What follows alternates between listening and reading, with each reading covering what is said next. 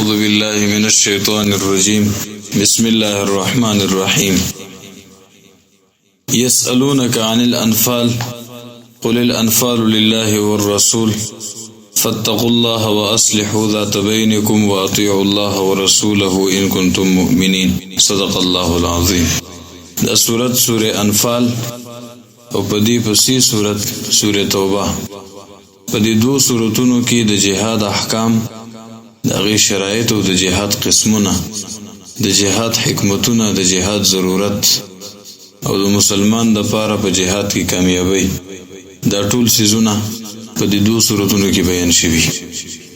دا غي سره یو غټه موضوع ده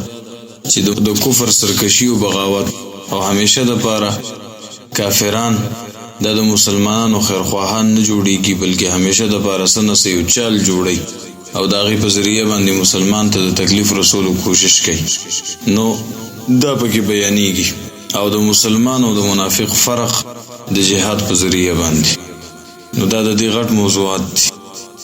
بسم الله الرحمن الرحیم. یسألونک تپوس کوي دوی ستانه ای پیغمبر صلی الله علیه وسلم عن الانفال د غنیمتونو په باره کې. انفال د نفل جمع ده، نفل اضافي ګټې ته وایي. نو په جهاد کې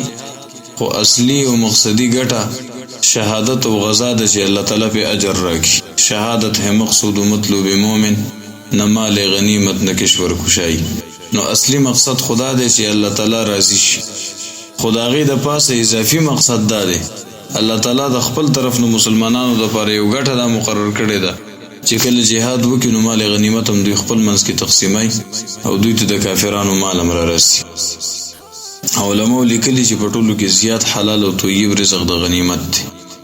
نو تپوس کوي صحابه کرام ستانه عن الانفال د غنیمتونو بارک. عباده ابن صامت رضی الله عنه بو فرمایل یا معاشر اصحاب بدر نزلت فینا چې د بدر صحابه کرامو د آیت چې دینو د ازمون بارک نازل شوی. قد اختلفنا فی النفل موږ د غنیمت بارک اختلاف کړو بدر کې. د بدر په میدان کې یو سوچ د صحابو جوړ شوی. هغه دا چې یو طرف ته مهاجرینو جهاد کړي دی بل طرف ته انصاروم کړي جهاد دواړو کړي دي. خو د مهاجرینو سوچ دا چې مونږه هجرت او جهاد دواړه کړي نو غنیمت کې ډېری سمول پکار ده. او د انصارو سوچ دا چې دا جهاد خټول زمونږ په زور باندې وشو وطن هم زمونږ دی او دا چې کومې توري او زغره استعمال شوی دام ټول زمونږ وي او صحابو لزم مونږ ورکړو او علاقم زمونږ ده او لکه کبل فرض نقصان کې دیم نو لکه خزو بچي او دا ټول پټي مټي د زمونږ نتلل مال غنیمت په تور باندې لکه چې کافرانو ته ملاوي دي په مقابله کې مسلمانانو شکست خوړې نو ټول مدینه منوره ته حواله کېده. نو دا غوي سوچ دا د انصار چې مال غنیمت زمونږ حق کیږي. خود دې وضاحت خپل منځ کې نه دی شوی. بس صرف دومره ده چې د ارسړي او سوچو چې مال غنیمت به ماته ملاويږي. او بل په عربو کې یو قصه ده چې په عربو کې مضمون پښتنو کې نه چې د غنیمت د پیسې مېسې دي کې د چا دومره غرض نه خدا سوچ ډیری چې د دې د فیصله د اختیار به ماته ملاويږي قبل ته پښتو کې بزوبه مې ملکی به کې زکو مقبل به کوي. د مهاجرینو سوچ دا چې ملکی به کې مونږ کو او د انصارو سوچ دا چې ملکی به کې مونږ کو تقسیم کار به مونږ کو. نو چې کله دا صورت جوړ شو عباده ابن صامت رضی الله عنه فرمای نو دا غي نه پس دا آیات کریمه را نازل شو د قران کریم. تپوس کې استانه پیغمبر صلی الله علیه وسلم عن الانفال د غنیمتونو مبارک. قل اوایا الانفال چې غنیمتونه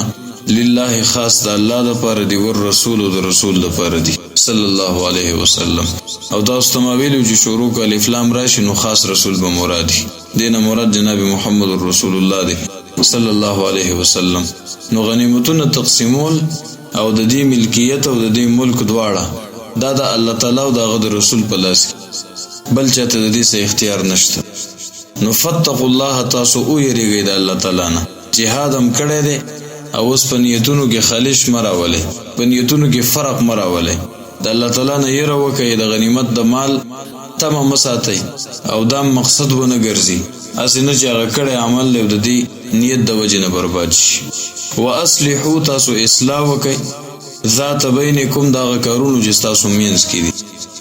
او یا تاسو صلح وکي پاغه کارونو کې چې تاسو مینس کې دي د غنیمت تقسیم دی نو یو بل ته نیتونه صفا کوي او د یو بل سره بغض یا د یو بل سره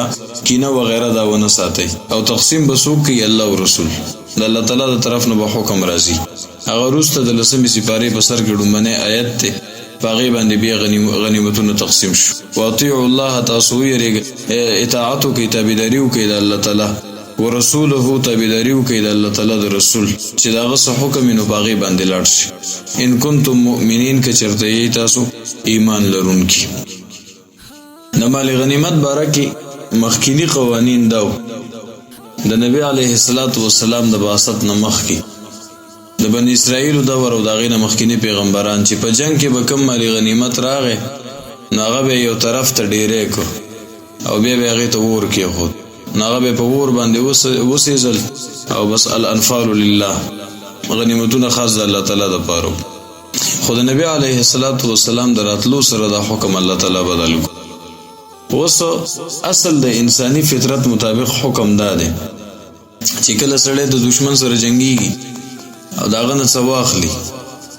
نو ضایع کول د انسان فطرت کې نشته هر شی په کار راوړي که یو سیس ډیر زوړم شي کنه نو اخر کې یو بل کار د لپاره په کار راوړي خو یو سیس هم څوک ضایع کوي نه هر سیس لکه یو طرف ته په کار باندې راوړي چې نورېزم نه اخر کې بیا په ور کې وسیږي خو هم چرته په دشکی بس کټوي بس وسیږي نو هغه یو په کار راتل نو ضایع کول د انسان تیار نه دی د انسان فطرت دا دی چې هر سیس په کار راوړي نو الله تعالی دا فیصله د انسان د فطرت مطابق وکړه په نور امتونو کې د فطرت خلاف ولګیدا دا غوي عام زندگی د فطرت نه ډیر لري و هغه چې کله سورې هود وای ان شاء الله نو تاسو ته پورا اندازه وشي خو